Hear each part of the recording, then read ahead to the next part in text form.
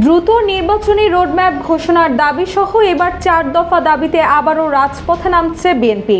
রাজনৈতিক পট পরিবর্তনের পর একের পর এক কর্মসূচি দিতে দেখা গেছে দলটিকে। এরই মধ্যে আগামী নির্বাচন নিয়ে সব ধরনের প্রস্তুতি নিচ্ছে বিএনপি। একদিকে ন্যূনতম সংস্কার ছাড়া নির্বাচন দিতে চাইছে না অন্তর্বর্তী সরকার, অন্যদিকে জাতীয় নির্বাচনের রোডম্যাপের জন্য মুখিয়ে আছে বিএনপি। এর মধ্যেই আবার ছাত্রদের নেতৃত্বে নতুন দলের আত্মপ্রকাশের খবর শুনে চিন্তার ভাঁজ পড়েছে রাজনীতিবিদদের কপালে। নির্বাচনের রোডম্যাপের জন্য আজ থেকে 4 দফা দাবি নিয়ে রাজপথে নামবে বিএনপি।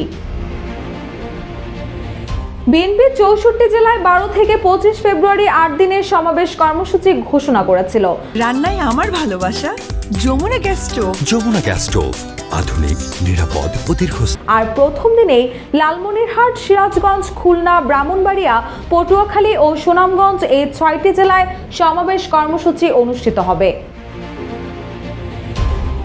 জানা গেছে, লালমনিরহাটের সমাবেশে বক্তব্য দেবেন স্থায়ী কমিটির সদস্য গয়েশ্বর চন্দ্র রায়, সিরাজগঞ্জে বক্তব্য রাখবেন নজরুল ইসলাম খান, খুলনায় বক্তব্য দেবেন হাফিজউদ্দিন আহমেদ, ব্রাহ্মণবাড়িয়ায় ভাইস চেয়ারম্যান বরকতুল্লাহ বুলু, পটুয়াখালীতে চেয়ারপারসনের উপদেষ্টা পরিষদের সদস্য সৈয়দ মোয়াজ্জেম হোসেন আলাল এবং সুনামগঞ্জে উপদেষ্টা পরিষদের সদস্য আরিফুল হক চৌধুরী।